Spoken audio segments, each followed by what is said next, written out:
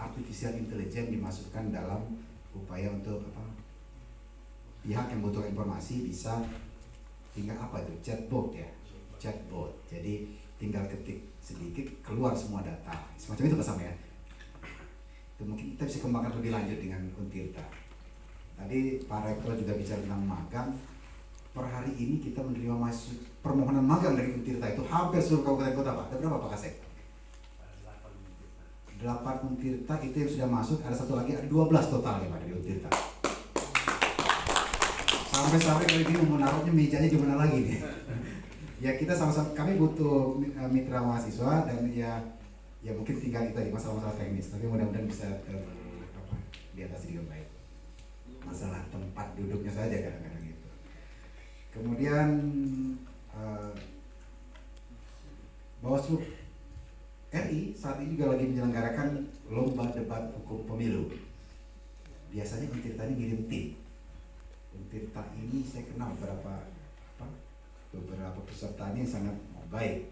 Tahun ini mudah-mudahan Untirta bisa mengirim kembali, karena secara kualifikasi saya cukup mengawal Untirta pada lomba debat tahun pertama itu sampai pada tahap berapa besar, cukup baik Untirta, cuma memang kebetulan belum menang waktu itu. Jadi mudah-mudahan tahun ini Untirta sudah bisa mengirimkan timnya lagi. Kalau masalah pendaftaran itu per hari ini mulai dibuka.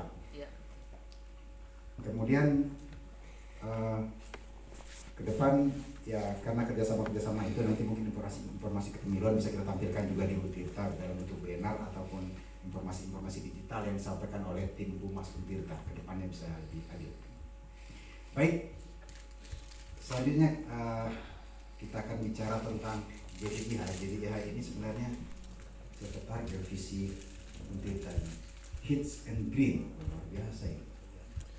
Kampus 50 hektar, ada visi integrated, ada smart, luar biasa. Ya, kita masuk dari JDIH dulu. JDIH ini subbagian dari apa yang saya sampaikan. Jadi JDIH ini ya mungkin kalau di kampus sudah umum, di penegak hukum sudah umum. Jadi jaringan dokumentasi dan informasi hukum. Jadi memang Bawaslu RI itu sekarang itu sebenarnya programnya Bawaslu RI. Posisi Bawaslu Provinsi itu mengirimkan data. Data itu bukan cuma undang-undang, peraturan pemerintah, peraturan Bawaslu, tapi tadi sampai produk hasil rekomendasi, hasil putusan termasuk hasil fatwa itu diupload semua, Pak.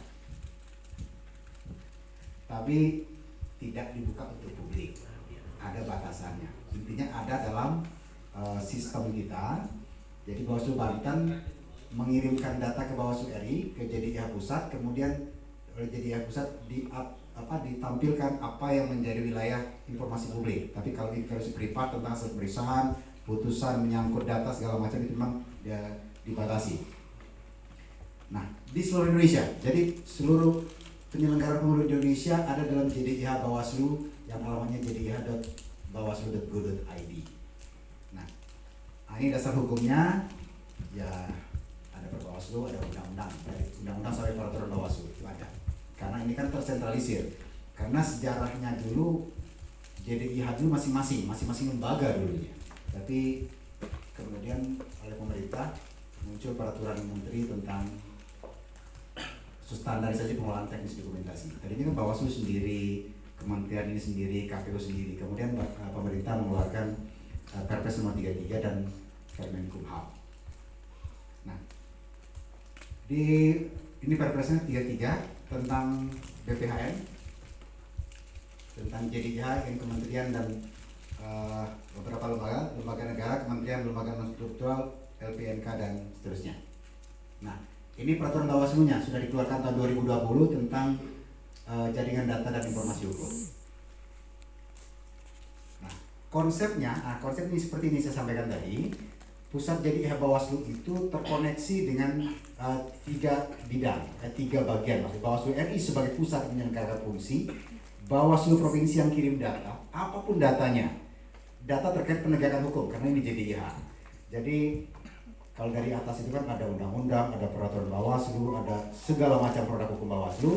Kemudian Bawaslu Provinsi, jika ada memang produk hukumnya juga ditampilkan, juga hasil-hasil penegakan hukum, termasuk putusan-putusan.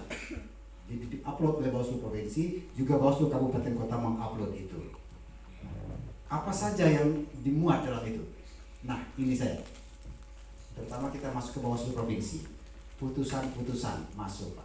Surat keputusan, surat edaran, nota kesepakatan, perjanjian kerjasama, terus juga Kabupaten Kota hampir sama. Nah, pada ruang-ruang inilah sebenarnya mungkin kita membutuhkan kerjasama dengan Untirta, baik Bawaslu butuh Untirta dan kawan-kawan akademisi mungkin juga membutuhkan informasi dari Bawaslu terkait kalau ini dari sisi penegakan hukum. Kita bisa melakukan banyak kajian, bisa melakukan pemetaan terkait kepemiluan. Apalagi kita punya ruang cukup banyak nanti ke depan untuk mengkaji pemilu. Pemilu pada saat ini akan dilakukan tahun 2024. Baru setelah itu kalau tidak ada perubahan 2029 baru ada. Ada ruang sekitar 5 tahun bagi kita untuk mengkaji proses-proses itu. Nah, kenapa kita sampaikan hari ini di Untirta? Kenapa tidak nanti-nanti? Karena waktu sudah berjalan. Sekitar bulan November nanti, awal November atau pertengahan November, itu sudah akan ditetapkan peserta pemilu caleg-calegnya. DCT, daftar calon tetap. Juga ditetapkan calon anggota DPD. Juga ditetapkan calon presiden dan wakil presiden. Nah, proses ini tentu sudah berjalan dari saat ini. Nah, oleh karena itu JDIH dan kemudian proses kajian-kajian akan kita mulai lebih cepat, lebih baik. Nah, ini kerjasama yang tampak di permukaan yang bisa dilakukan. Kalau yang tadi saya sampaikan lebih dalam lagi, kita bisa mendapatkan akses dokumen hukum, kemudian pengelolaan dokumentasi, kemudian pemeliharaan dan pengembangan sistem. Nah, kalau tadi waktu ngobrol di ruang Pak Rektor, kita bicara tentang Pak Rektor punya visi tahun 2007 pulang dari Inggris, bagaimana kampus dikelola dengan segala macam itu, luar biasa teknologi, kemudian jadi wakil rektor 4 Pak ya. Nah, kita pengen ke depannya itu ditularkan juga kami di Bawaslu, Pak. Bagaimana Untirta dan Bawaslu kemudian bisa bersinergi, kemudian kita muncul pada level Indonesia. Inilah perguruan tinggi dan Bawaslu yang menginisiasi lab pemilu.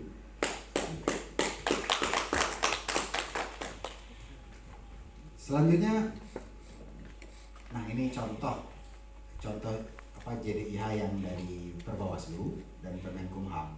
Jadi kalau dari nasional itu kan ada dari lembaga pemerintah, ada Pemprov, Pemkab, sampai ke lembaga non struktural, sampai ke Bawaslu. Jadi terintegrasi. Jadi sebenarnya peraturan perundang-undangan kita lengkap, bisa mungkin kawan-kawan yang dari kampus rata-rata sudah tahu, terutama yang dari Fakultas Hukum sudah terbayang. Kemudian kalau dari Bawaslu ini sementara ini per kemarin ini produk hukum dari Bawaslu Provinsi itu ada 1597.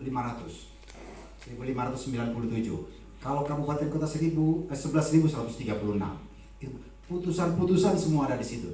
Kalau di Bawaslu itu diperintahkan jangan lama-lama, dalam waktu sekian hari harus diupload. Jadi proses kita mengkajinya itu bisa lebih cepat. Kalau kemarin-kemarin dalam proses dalam penegakan hukum kita terkagum-kagum dengan Mahkamah Konstitusi. Mahkamah Konstitusi itu baru diketok saat ini, putusan sudah bisa dibaca dan bisa di-print dalam waktu 1 jam. Itu betapa bangganya kita punya lembaga seperti itu. Kemudian Bawaslu mencoba mengejar itu. Bawaslu sama, tapi waktu ini 1 hari kemudian. 1 hari kemudian putusan sudah harus diserahkan. Jadi kalau di pengadilan kan masih ada proses biasanya. Masih ada proses reformasi di badan peradilan kita. Tapi di Bawaslu, perintah Bawaslu 1 hari sudah diserahkan kepada para pihak. Nah, itu yang kemudian menguntungkan bagi JDIH, karena ketika putusan sudah dibacakan berarti putusan sudah selesai dan sudah bisa langsung diupload. Jadi proses kita untuk mengkajinya bisa lebih cepat, dan itu terjadi di seluruh Indonesia. Kita mau baca tentang misalnya penegakan hukum di Papua yang paling banyak sengketa, banyak laporan, sangat cepat bisa diproses. Mungkin kita bisa eh, kalau di Bawaslu nanti ada pojok JDIH, di sana tinggal mau buka akses Papua, mau buka segala macam bisa. Ya mudah-mudahan nanti ketika dengan Untirta kita bisa lebih lengkapi dengan lebih baik.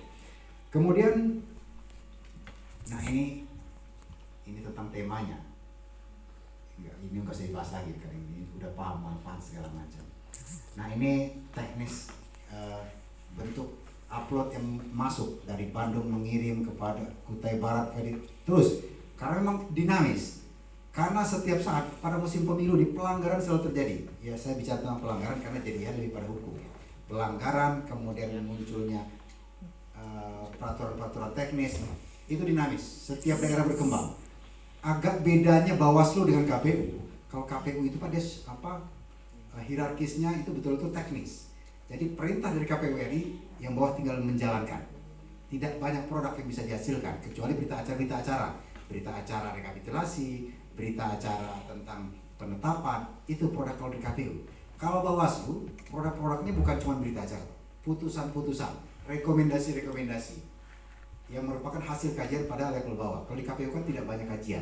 Mereka penetapan calon peserta pemilu tinggal diputuskan tanda tangan upload.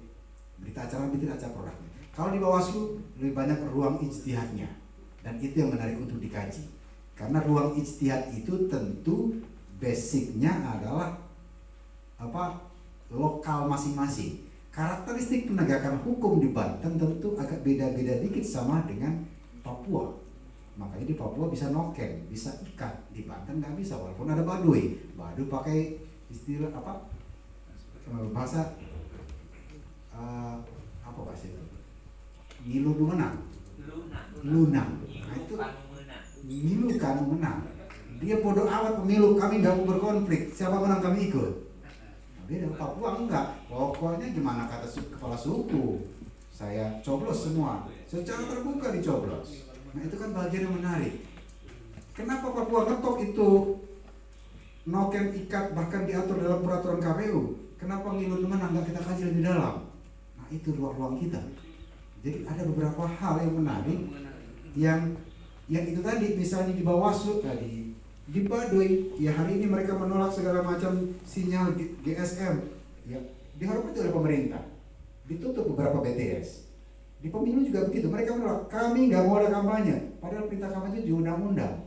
Tapi ketika kepala suku bilang nggak ada kampanye, selesai. Mau bertarung silahkan bertarung. Nah itu bagian dari mungkin yang kita bisa bangun terus, menunjukkan jawaranya kita, Bantennya kita, juaranya kita. Nah kemudian,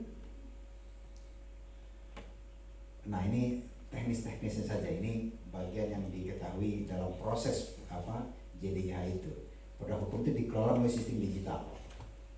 Kemudian ini proses-prosesnya terintegrasi, prinsipnya tergabung dengan JDIH nasional.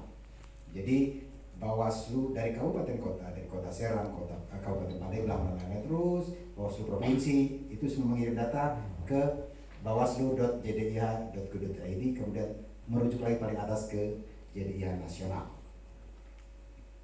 Nah, ini proses kerjasama tentang JDIH mobile.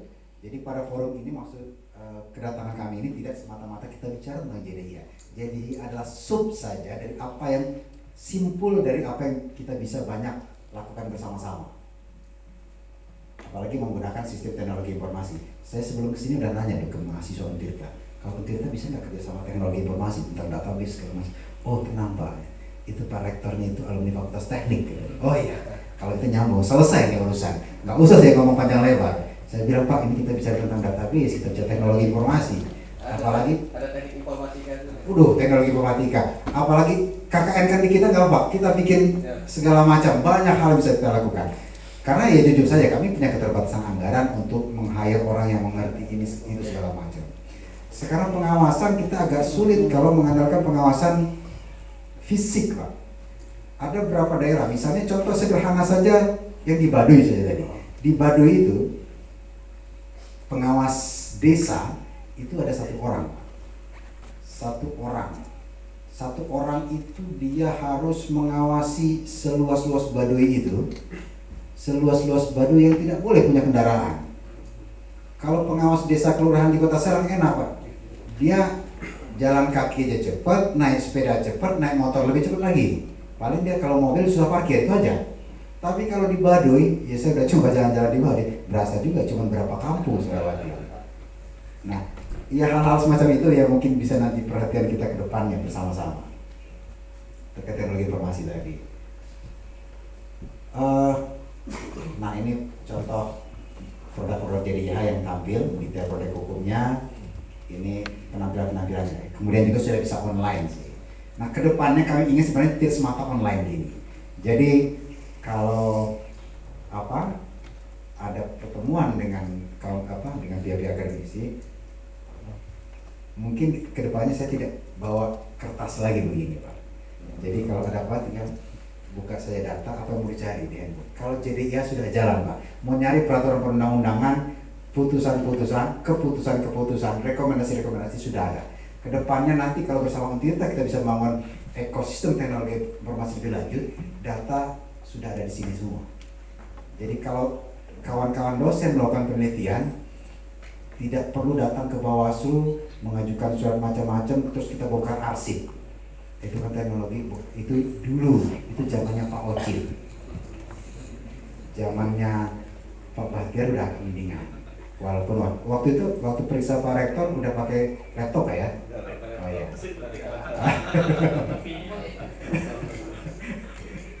Ya kedepannya itu kita akan, jadi sudah sampai ke Android dan maupun Apple. Nah ini nanti bisa untuk mendownload aplikasinya, tinggal scan di QR code ini. Kemudian, nah itu putusan-putusan tadi sudah ditampilkan juga bisa, jadi akan cepat. Kalau MK sudah bisa begitu, kenapa kita enggak? Putusan kita kan sama dengan MK, sama-sama produk hukum, kemudian sama-sama bisa selesai dalam waktu 1 hari sebenarnya. Karena kalau di Bawaslu itu membacakan putusan itu pasti sudah lengkap putusannya, tidak mungkin dalam bentuk draft, karena harus di pleno kan. Dan diplenokan untuk Bawaslu Banten 7 orang harus membahasnya.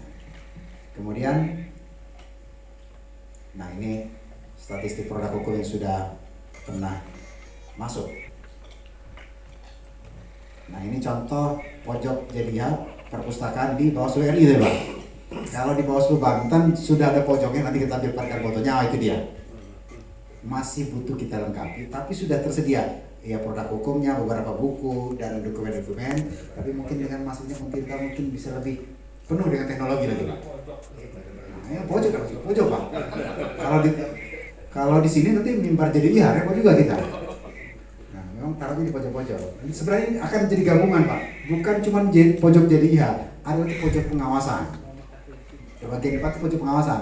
Kalau kedepannya kita bisa bersinergi, kita gabungkan menjadi satu pojok yang lebih luas, penuh dengan teknologi informasi, tampilan segala macam. Pengennya kita Pak, Banten ini kan sampingnya Jakarta nih. Banten ini kan yang punya bandara. Bisa nggak sih kita jadi pusat studi banding pemilu se-Indonesia? Orang turun dari Bandara Soekarno-Hatta mau studi banding, datanglah ke Untirta atau Bawaslu Banten. Itu harapan kita Pak. Kalau orang datang ke Jakarta udah males Pak. Kenapa males? SPPD-nya kantor Bawaslu RI Pak. Ngapain mereka datang ke Bawaslu yang ada di Jakarta? Sama lokasinya. Kalau ke provinsi lain ke Banten, beda lokasi, lebih enak mereka jalan-jalan ke sini ya. SPPD-nya jelas 2 provinsi yang beda. Turun bandara 2 jam nyampe. Itu makanya kalau bisa kita kejar sampai ke situ. Kita mulai dari JDIH. Selanjutnya, ini kayaknya tinggal foto-foto doang kalau kita ini Pak. Nah, ini bentuk kegiatan yang dapat dilaksanakan. Ini kami yang dari JDIH. Tadi perumahan JDIH, kemudian tadi kedepannya kita juga jurnal Awasia yang sudah basisnya digital kalau jurnal Awasia. Kemudian bintek-bintek kan ada mahasiswa fakultas hukum, di sini mahasiswa fisik dan lain-lain. Selanjutnya, nah ini rencana JDIH ke depannya. Selanjutnya, udah terima kasih Pak. Itu poin yang kami sampaikan. Terima kasih. Wassalamualaikum warahmatullahi wabarakatuh.